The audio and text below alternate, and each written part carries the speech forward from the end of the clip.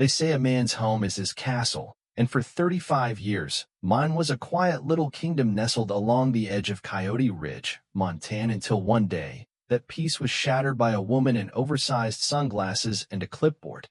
It started on a Wednesday morning. Birds chirping, horses stirring in the barn, coffee in hand, just another peaceful day on my ranch. That was until I saw the dust cloud rising off the gravel road. And there she was, Karen Whitmore, president of the brand-new HOA from the gated development half a mile down the hill, barreling toward my truck in a white golf cart like she was charging into battle. "Paul," she screeched before she even stopped rolling. "That truck has been sitting here for days. You're in violation of the Community Visibility Ordinance." I blinked, looking from my rusted Ford to the woman now stepping out of her cart like she owned the ground she walked on. "Karen," I said, keeping my voice calm, "this is my ranch. That's my truck. You don't have any jurisdiction here." She whipped out a clipboard, started scribbling like she was writing me a citation. "This land falls within visual range of the HOA perimeter. That means the aesthetics policy applies." I let out a short laugh. "Karen, I built this ranch in '88. You and your HOA didn't even exist back then." She started snapping pictures off the truck, the barn, my dogs, and then did something I didn't expect. She dialed 911. "Yes, I'm reporting an abandoned vehicle on private HOA property. The man is being confrontational and may be trespassing." I just stood there, dumbfounded, wondering what kind of parallel universe I had wandered into. A few minutes later, the first sheriff's cruiser rolled up. Young deputy steps out, looks from Karen to me. "Sir, can I get your name?" I didn't even have to answer. Another cruiser pulled in behind him. This one said sheriff on the side. The doors swung open and out stepped my son, Sheriff Adam Monroe. Karen's face turned white. I mean ghost white. She clutched her phone like a lifeline. "Dad," Adam said, looking between me and her. "What's going on?" Karen's jaw dropped. "You're his father?" Adam nodded slowly. "Ma'am, you're standing on my dad's property. You're trespassing." She stuttered, tried to backpedal, but Adam wasn't having it. He motioned to the deputy. "We'll need to document this." "Ma'am, please provide your ID." While Karen fumbled through her purse, Adam's radio crackled. "Possible break-in at back barn. Motion sensors triggered." He looked at me. I shook my head. Wasn't me. And just like that, our petty HOA drama turned into something more. Adam and the deputy took off toward the barn, leaving me and Karen standing there. She tried to spin it. "See? This is what happens when you don't follow proper safety codes." I shot her a look.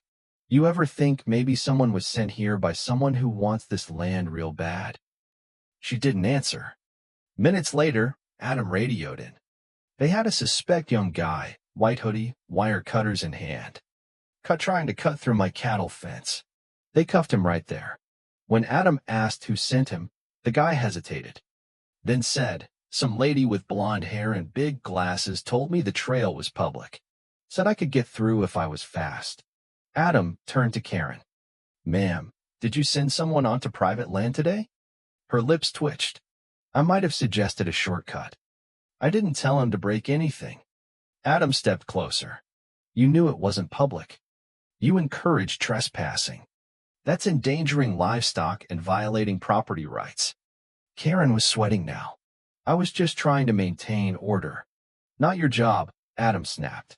That should have been the end of it. But the next day, I got a letter from the county zoning office. Bold black letters across the top. Notice of violation. Apparently, someone claimed I had unauthorized structures on protected land. Said I expanded illegally. Only one person would go that far. Karen. I called Adam. He sighed. "She's trying to use the system. We'll have to fight this legally." I spent the next week digging through paperwork, driving back and forth to the county clerk, even tracking down Ellis, the retired inspector who'd verbally approved my training pin 2 years ago. Nothing was on file. Then I got a message from an unknown number screenshot of an email from Karen to Greg, the zoning board official. Subject, Need this pushed ASAP. Monroe's land has no paper trail. Once violation sticks, move to Phase 2. Phase 2. What the hell was Phase 2? I showed it to Adam. He brought in Beverly Simmons, the HOA vice president. She hated Karen's guts. Said Karen had plans to rezone everything from her street to my fence line. Wanted to turn it into a community walking trail. Even filed development papers. But it went deeper. Beverly said Karen used to work in real estate. Word was, there's a major aquifer under my land. If she could rezone and claim community use, developers would swoop in. HOA gets influence. She gets a payday. I was stunned. My ranch, my home targeted not because of a rusty truck or a hay shed but for what was under the dirt. We gathered everything. Permits, emails, statements. Beverly gave me a thumb drive full of HOA meeting notes and shady messages. We were ready for the hearing. Then came the fire. Middle of the night, barn went up in flames. Smoke visible for miles. It wasn't just a barn, it was where Claire's old saddle hung, where I kept tools from 3 generations. Volunteer firefighter handed me a half-burnt flyer, future site of Cedar Trails Walking Park. Project Liaison, Karen Whitmore. Adam started an arson investigation. No solid fingerprints, but everyone knew. Karen denied everything. Went silent on social media. Then filed a restraining order against me, claimed I was harassing her. Because she filed first, I couldn't attend the final zoning hearing. But Adam could. That morning, the annex courthouse was packed. Adam sat front row, binder in hand. Beverly beside him. Karen strutted in like she owned the place. Pink binder labeled Community Enhancement Petition. She gave her speech how I was dangerous, outdated, disruptive. How the land could be so much more. Then Adam stood up. Quiet, calm. Told the truth. Presented evidence. Emails. Surveillance footage. Statements. And then came the knockout punch proof that the email to Greg was sent from Karen's HOA account. Under an alias. Karen flipped. Screamed. Denied. Beverly stepped up, called for a vote of no confidence. Submitted the development files Karen had tried to sneak through. The board ruled in my favor. Dismissed all claims. Opened ethics investigation into Karen. And just like that, she was out. 2 days later, she left town. Packed up, drove off without a word. And my ranch? It stood strong. Rebuilt the barn. Neighbors helped.